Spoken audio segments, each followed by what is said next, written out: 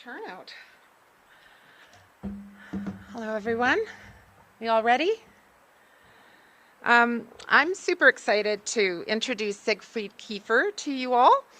For the past 9 months, Siegfried and 5 other eminent industry leaders and experts left no stone unturned, working to determine what caused the Bearspaw South Feeder Main failure that ruptured on June 5th, 2024. More significantly, how to reduce the risk of further failures like the one more recent that occurred on December 30th, and how to build accountability, transparency, and redundancy into Calgary's water system for generations to come. This report does that. It's an excellent report. Siegfried is the chair of this independent review panel on Bearspaw South Feeder Main incident, and as many of you already know, he is highly accomplished and a respected leader with more than 4 decades of experience guiding infrastructure and utility organizations. I just want to kind of, as an aside, mention that the fact that we've never frozen in the dark has a lot to do with Siegfried. He's the one that's built a lot of that redundancy while he worked for 38 years at ATCO group of companies, where he held senior leadership roles, including president and CEO of Canadian Utilities and honorary director in the office of the chair at ATCO. He knows what it means to build redundancy into critical infrastructure so that the heat stays on during a prolonged cold snap and so that the electricity keeps flowing without fail. He played a central role in transformative initiatives, including delivering Canada's longest 500 kilovolt AC transmission line, the Alberta Power Line project, bringing together industry and Indigenous communities to build infrastructure that's making it possible for Alberta to power energy-thirsty AI data centers and safely allow for the growth in population and industry that is fueling this city, province, and country. Joining Siegfried here on my right are, maybe just wave, Michael Crothers, Gordon Engbloom, Nancy Foster, Bob Kerr, and Stephen Stanley. They all have incredible expertise and impressive resumes, and their work producing this report and its recommendations has been invaluable. After Siegfried presents some of the major findings of this report to you here, we will be opening the floor to questions from journalists. Please identify yourself and your media outlet, and you may have one question and a follow-up. In closing, Siegfried's blend of strategic operational experience and hands-on leadership has made him ideally suited to lead this independent review panel. And so without further ado, here's Siegfried Kiefer. Thank you, Lisa. Well, good morning, everyone. And not sure if I need to pull the mic up here or not. Hopefully everyone can hear me. It's a pleasure to be in front of you here today to present to you 9 months of very hard work by the panel and myself on trying to uncover what allowed us to get into a situation where Calgary's water supply is threatened by failing infrastructure. I would say that we are scheduled immediately following this press conference to meet with council at 1:30. The intention of the timing of this release was to make sure that the media received the report in advance of that presentation to council, give you some time to digest the material in the report. Hopefully you will find our presentation to council informative and a little more in depth than what we're going to be able to cover this morning with you here. And we will make ourselves available after we complete with council as well if there are follow-up questions that you'd like to pursue with us. So our panel was formed after the Bearspaw failure in 2024. It was felt that despite having commissioned several technical documents from consultants and engineering firms that there was a need to step back and look at comprehensively what allowed this circumstance to arise at the city. I know all of the interest to date in the media has been around accountability and holding people accountable. And you will find in our report that we do a very good job of tracing back over 20 years of history in terms of what has caused us to arrive at a place with infrastructure that is not adequately resilient enough to give reliable service to Calgarians. This situation has arisen, as I mentioned, over decades of time. There's not one single event in the last year or two that we could pin this type of outage upon. What has transpired, and you'll see this in our report, is probably a series of 3 or 4 key things that over time have degraded our water network to the point where it needs significant investment now to bring it back to an appropriate level of resiliency and reliability. Over that 20-year period, the first place I will start is that the city has had, I'm going to say, a less than robust set of asset management practices. Those practices and process disciplines around risk management, asset management planning, and long-range infrastructure planning were lacking in a number of key areas in terms of working conjunctively with guiding investment around the water network. Commensurate with that, the city's management structure and accountability was not set up in a way that was conducive to bringing to light those shortcomings in their asset management strategies and identifying the risks associated with the deferral of certain investments. The city was growing at a remarkable pace, and quite often growth investments overtook some of the resilience and redundancy investments that should have been undertaken at the time. As a result of that management structure, that information and that clarity of the implications was not well understood all the way up the decision tree within the city, nor was it understood by the various councils and mayors that have been in place over that period of time as well. So the second part of our recommendations include establishing appropriate management structure and accountability around the water utility functions. As well, there is a need in these complex, long life, long lead time infrastructure businesses to really have technically qualified, in-depth experience and expertise applied at a governance level so that management is challenged in their decision-making process to always look after both the immediate as well as the long-term needs associated with this infrastructure. And so we are recommending, in conjunction with process discipline improvements, a management structure that it will hold the management team accountable and give them the authority to make the appropriate decisions.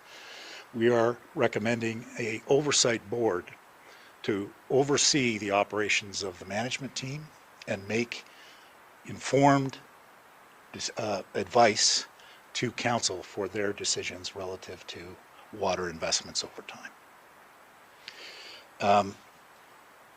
That is the gist of our report. It, we think, puts in place what is normal practice at most utility operations that deal with these complex long-term investment decisions. And by bringing the city into that norm of having extremely good asset management practices and a management team that's dedicated to operating the utility and held accountable for the service outcomes of their decisions, and a technically competent oversight board that can challenge those decisions and make sure they're being made with the best long-term interests of Calgarians at heart, that we will be able to transform the current situation of having underfunded our reliability in this network of water infrastructure to becoming a leading class, reliable water utility that can serve Calgarians for decades to come. That is the gist of our report, and with that, I think happy to turn it over to any specific questions you might have. Thank you. When you say management structure, can you be a little bit more specific? How was the structure Yeah, so as an example, today, we do not have a general manager of the water utility. There's a functional organization structure in place today that would see engineering headed up by a general manager. It would see operations headed up by a general manager. We believe that the appropriate structure is to have a chief operating officer of the utility. This is a major utility. It's one of the largest in Canada. $3 billion in assets, $1 billion a year in revenue. This is not an inconsequential operation. And so it needs to have a dedicated management team focused solely on operating the water utility and making the right investment decisions for it. Yes, most cities would have a head of their water utility. Yeah, Darren Krause, Wastewater, Calgary. I mean, hindsight is always 20/20, but is it your belief that had these measures been in place, the risk management, the governance oversight, that the Bearspaw Feeder Main disruptions that we've had over the past 18 months, do you believe that they would have been eliminated? I believe you would have averted having this situation of water curtailment. There were several opportunities over the last couple decades to build in resiliency and redundancy associated with that Bearspaw Feeder Main.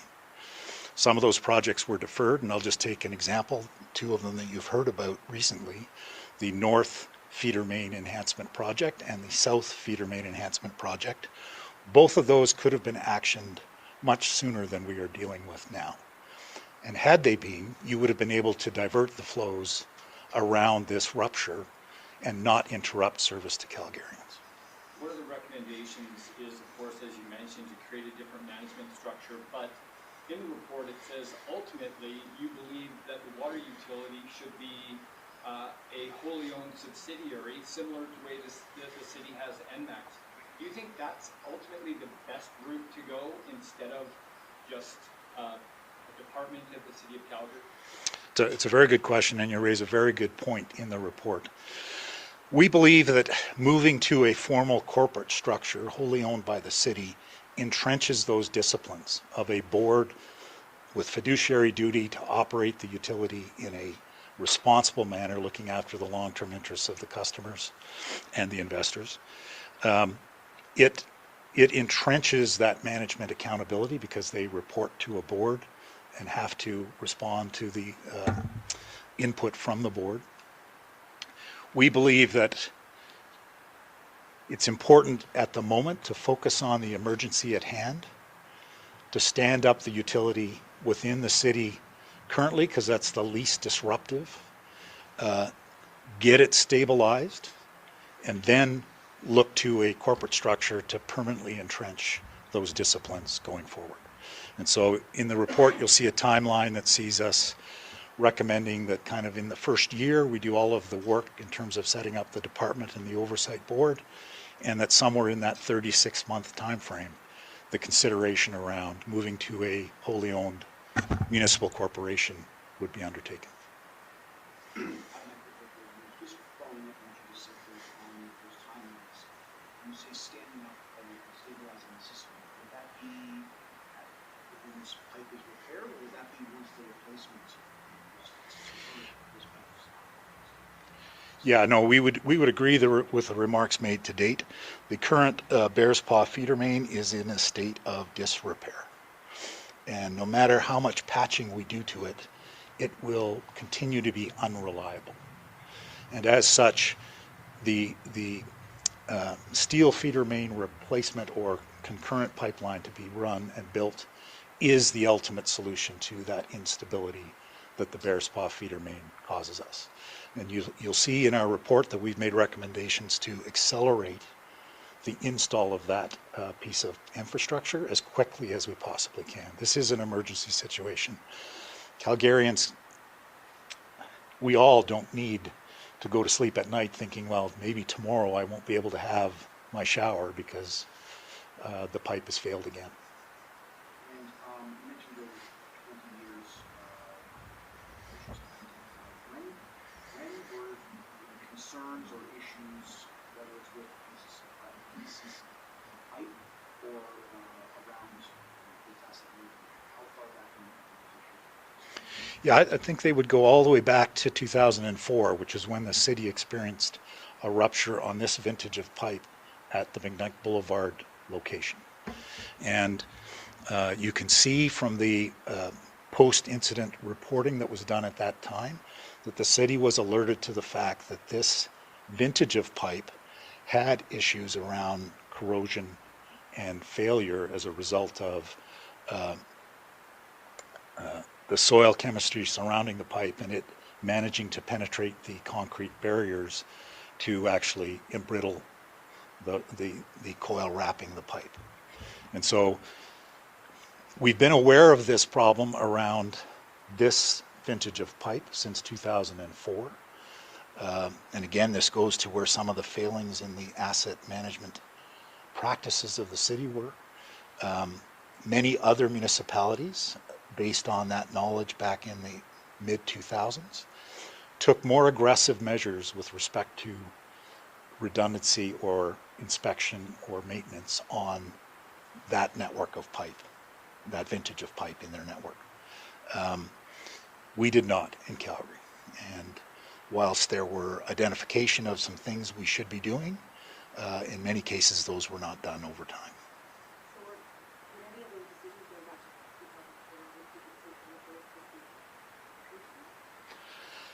2004 I would characterize it more as errors of omission than errors of commission. And hopefully, as I outlined, the fact that the process discipline around risk assessments, risk management, asset management planning were not as robust as they should have been. And so the information required to make conscious decisions that were well grounded in fulsome information was not coming up through the organization. And so in many cases, decisions to divert or delay projects was done without an understanding of what the long-term implications of that were. Yes. Any benefits on those multiple councils? Like, who's accountable for this? Is there any point of blame on those councils or on the previous municipal, provincial governments that maybe were aware of some of these reports? I would not lay blame at the foot of any one individual or any one era of council. This problem existed. It repeated itself. It did not surface to the right level of decision making. And so it's very difficult, in my opinion, to lay specific blame on any individual. We had a process weakness that was not corrected. We had management under-informed about the implication of their various decisions. And so without the knowledge of the implications of those decisions, it's difficult to put blame, if you will, on any specific decision or any specific point in time.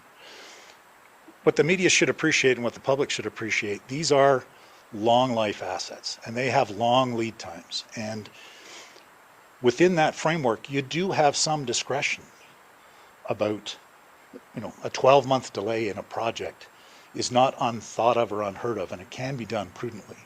But to repeatedly do that from one council to the next, to the next, to the next, that's what gets you into this deficit of investment in resilience and redundancy.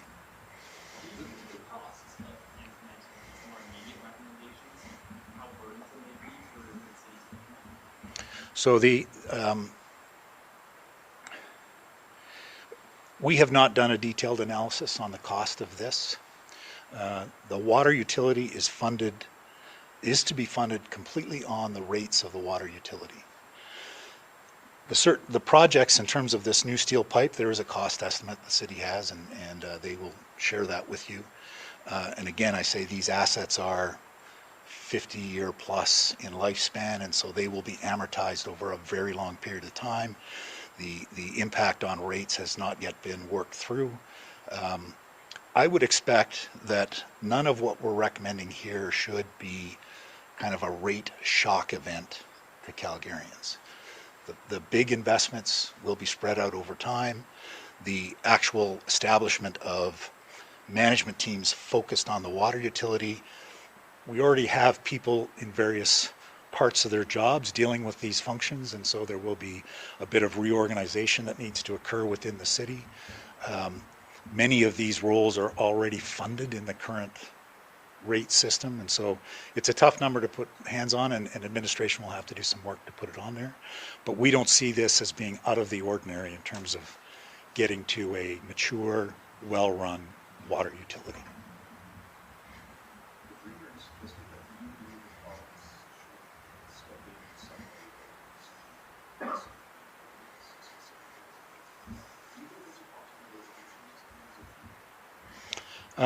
I actually believe that the recommendations in this report would establish this utility on a basis that it would be far more credible than having yet another further removed oversight body trying to check in on what's being done properly. I think if you give people the right authority, put them in the right position of control, and give them the right accountability to be held accountable to, they will do the right thing.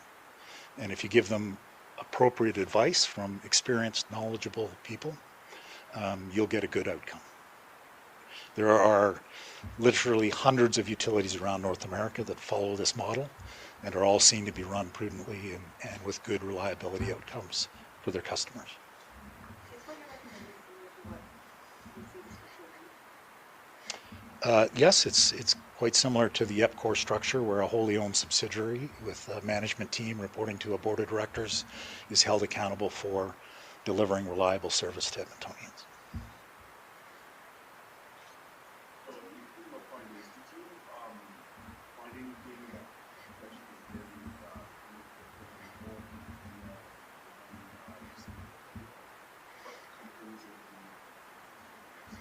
Well, I mean, we haven't done a detailed forensic inspection of the pipe, but I can tell you, obviously, from the pictures when they unearthed the pipe, it is a rupture. It looks like the integrity of the structural strength of the pipe was compromised due to corrosion, in my opinion. We will get an engineering report that will either confirm or deny that. The soil in that area is quite corrosive. And so I would expect the findings to be quite similar between the two issues. The pipe was, and I believe that issue will probably exist in other areas along that pipe. And that's why this replacement pipe is an important, it's really the only solution to give you assurance that there will be reliable service on the Bearspaw Feeder Main.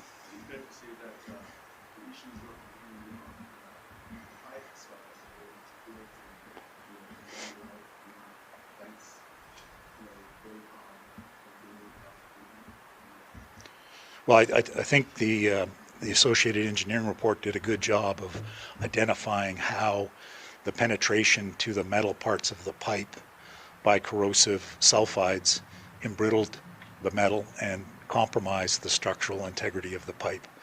And when you're running high pressure through a pipe such as that, any weak spot will ultimately fail. That segment of pipe, that 6 kilometers of pipe that we are looking to put a duplicate steel line in to replace, is experiencing wire breaks at a rate of roughly 6 times the norm for that type of pipe. And so that in and of itself, and that's in the report, will tell you that something, that pipe all the way along it is experiencing corrosion from the soil chemistry around it, and we need to do something about it. So if you're considering the management and oversight and the governance of the water utility, is it your view that the recent restructuring, the organizational realignment of the city of Calgary further muddied the waters, putting water services under operational services and utilities delivery under infrastructure? Is that a problem? I think trying to operate a essential service utility that requires risk-based decision-making in real time is not conducive to a matrixed organization. So there's no doubt Calgary is a bit of an anomaly trying to run its utility in that fashion. It certainly didn't help matters in terms of accountability and authority, but I don't think we had the model 100% correct even under the previous org structure. And so what you'll see in our recommendation goes beyond what we had in any previous regime in terms of authority and accountability.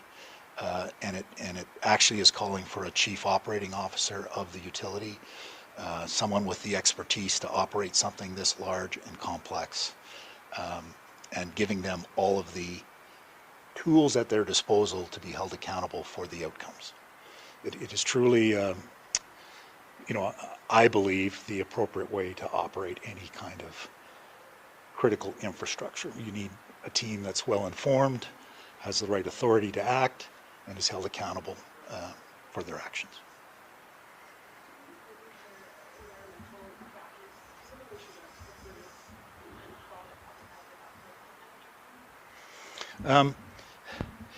Not specifically, but I will tell you that the amount of coverage over top of that pipe has changed over time, and so you are seeing areas of the pipe that is not as deep in the ground as it used to be.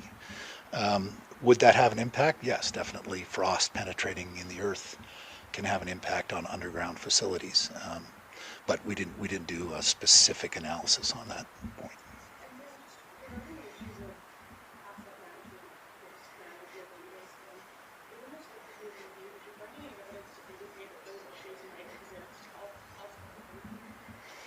We didn't really have a remit to check on other assets, and so we haven't extended our purview. This was a significant amount of work. I think you'll realize in the report that we spent a great deal of time pouring through city records, reports, interviewing city staff, consulting with other experts in the area and field. We even consulted with other city utilities. And so in a 9-month period, this was sufficient scope without trying to tackle the rest of what the city deals with, bridges and roadways and parks and rec centers.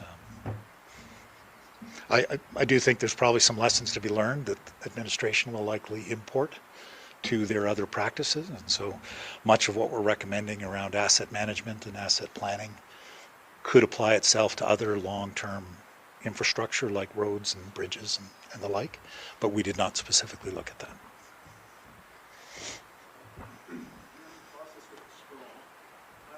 Is there an example of a city that has done this well with this type of pipe, whether it's maintaining the pipe or management structure you're talking about? Is there kind of an ideal or a gold standard that you came across at all? I'm not certain that there is a single utility that I would point to and say they've got everything right. But I do think we have looked at different cities that have portions of this working really well, and that's what we've tried to pull together here, is let's take the best of the best and look at it comprehensively and apply that to the city of Calgary in our recommendations. There are, obviously different levels of reporting coming out of other utilities. We did take a look at EPCOR's level of reporting to council, City of Toronto, Halifax. So we have done our homework around other municipalities, but I wouldn't say I yet have the gold star utility out there right now. Hopefully we can put that gold star on Calgary in a few years. I think Calgarians are underserved by the infrastructure investment we've made around our water utility at the moment. There's a catch-up that we need to do. It will take a concerted effort over the next 2 to 3 years to get this resiliency back entrenched as a way of thinking in the utility.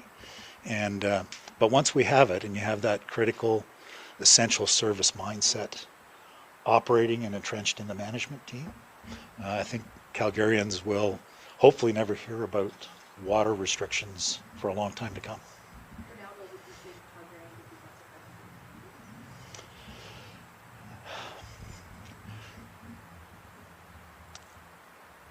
affected? I would use the term more disappointed than angry.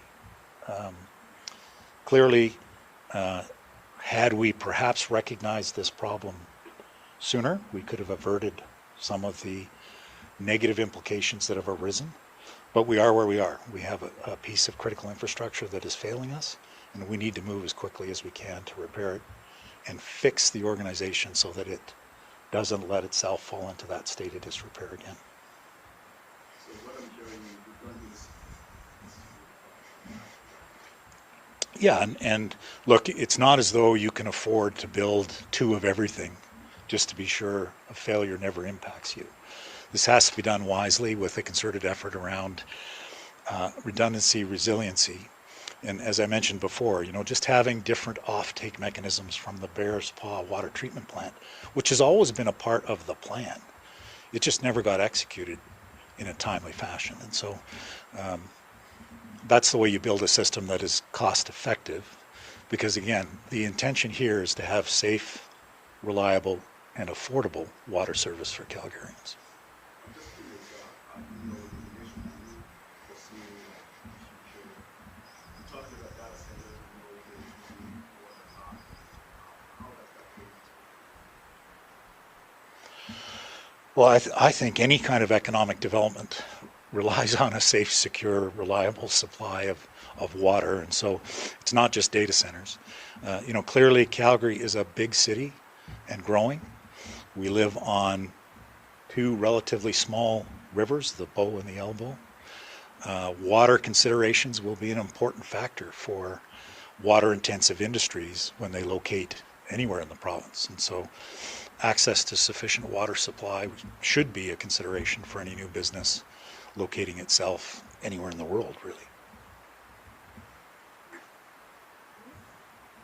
Well, great. We hope to see you all at 1:30 at council. Thank you.